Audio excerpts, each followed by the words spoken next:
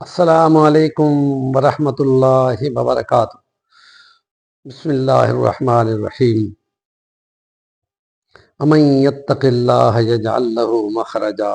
ویرزقہ من حیث لا یحتسب، وقال اللہ تعالی ولمن خاف مقام ربہ ونہى النفس عن الہوى فإن الجنة هی المأوى۔ صدق اللہ العظیم۔ سیرت نبوی صلی اللہ علیہ وسلم اور اس کرائسس کے ماحول میں، مشکلات کے دور میں نوجوان حضرات جو اپنی جوانی میں اور اپنے سٹیج میں اللہ سے ڈر جائیں، جس میں عموماً دنیا اللہ کو بھلاتی ہے، تو خدا کا اپنے کلام میں آخری میں یہ اعلان ہے کہ جو اللہ کے سامنے کھڑے ہونے سے ڈر گیا اور تقوی اختیار کر لیا، تو خدا اس کو ایسی جگہ سے رزق دے گا جدھر سے اس کا گمان بھی نہ ہوگا۔ اب اس کو اگر دیکھا جائے تو احسن القصص سورت یوسف علیہ السلام میں حضرت یوسف علیہ السلام کا ایک شہزادی کے بہلاوے میں نہ آنا اور اللہ کی پناہ مانگنا اور دروازے کھولتے چلے جانا، تالے توڑتے چلے جانا، اور پھر اللہ ان کو نجات دے دے، لیکن وہ پھر بھی پیچھے لگی رہے اور پھر یہ اللہ سے بچنے کی دعا کریں اور یہ کہیں کہ اگر مجھے جیل بھی جانا پڑے تو میں خدا اس گناہ سے اور اس اندھیرے سے اور اس جہالت میں جا گرنے سے بہتر ہے کہ تھوڑی سی جسمانی مشقت میں آ جاؤں تو خیر ہے، ایمان تو بچ جائے گا۔ کہ جیسے علماء اور فقہاء یہ کہتے ہیں کہ گند کا مارا ہوا، کیچڑ میں لتھڑا ہوا کوئی سور اگر بندے سے ٹکرا جائے، اس کا اتنا نقصان نہیں ہے جتنا بندہ کسی حسینہ اور جمیلہ کے فریب میں آ کے پھنس جائے۔ وہ بہت بڑی ہلاکت اور تباہی ہے، وہ ایمان کی، اخلاق کی اور دین کی ہے اور آخرت کی جواب دہی کی ہے۔ اسی سلسلے میں ہم نے چند باتیں نوٹ کی ہیں کہ جن میں حضرت یوسف علیہ السلام اگر بچتے ہیں تو اللہ نے ان کو صلے میں بادشاہ اور وزارت اور عہدہ دیا، اور ان سے انہوں نے نیکی کی، اپنے بھائیوں کے ساتھ زیادتیوں کے باوجود ان کے ساتھ نیکی کی۔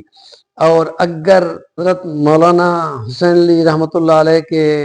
کے پوتے میاں قاسم کے بیٹے الطاف الرحمن نے اپنی جامع مسجد میں جمعہ پڑھاتے ہوئے ایک واقعہ وہاں لوگوں کو بتا رہے تھے، وہ میں چاہ رہا تھا کہ اسی واقعے کو اپنے اس ولاگ کی زینت بنا دوں، کہ جس میں وہ یہ فرما رہے تھے کہ اگر مدرسے میں پڑھنے والا خوبصورت نوجوان صحت مند اور باروب شخصیت کو اگر کوئی بہت مال دولت اور پیسے والی خاتون ورغلانے کی کوشش کرے اور وہ اس کے نرغے میں آنے کی بجائے بچتا پھرتا ہو، اور وہ پھر کسی بہانے سے ان کو اپنی نوکرانیوں کے ذریعے سے بلوا بھیجے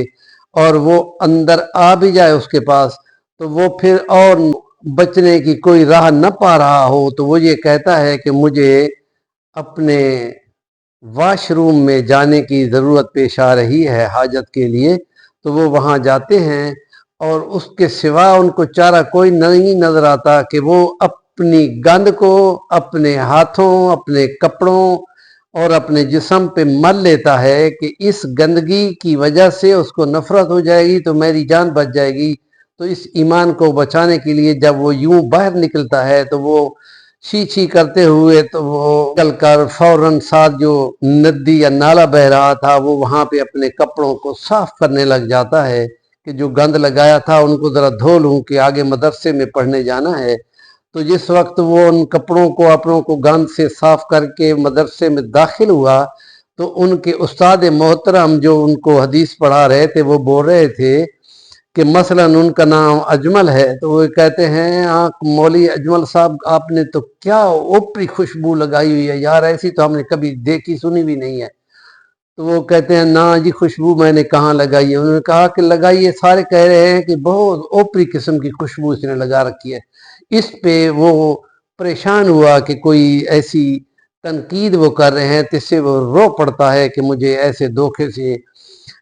ورغلایا گیا، اور پھر میں نے وہ اپنے نجاست صاف کی ہے، وہ آپ اس کو خوشبو کہہ رہے ہیں۔ اس کا کہ اللہ کی قسم اتنی خوشبو آ رہی ہے تو ایسی کبھی ہم نے سوچی بھی نہیں۔ اور پھر خدا نے اس کی وہ بدبو کو خوشبو میں بدل دیا کہ وہ جب تک کپڑے پہنتا رہا وہ خوشبو مسلسل ان سے آتی رہی تھی۔ یہ ہوتی ہے خدا کی قدرت جو چیز کو بدل دیتی ہے۔ اگر وہ تقوی اپنے اللہ کے سے ڈر کر گناہ سے بچتا ہے تو خدا بھی اس کے لیے حالات بدل دیتا ہے۔ اور بنی عباس کے دور میں فقہی لطائف کتاب ہے بہت ہی منفرد، اس میں ایک واقعہ لکھا ہے کہ بنی عباس کے دور میں ایک شہزادہ اپنی بیوی کے ساتھ رات کو اس کو کسی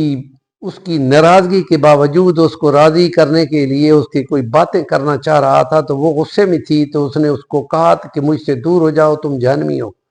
تو اس کو غصہ آیا تو وہ بولا کہ اگر میں جہنمی ہوں تو تم کو طلاق۔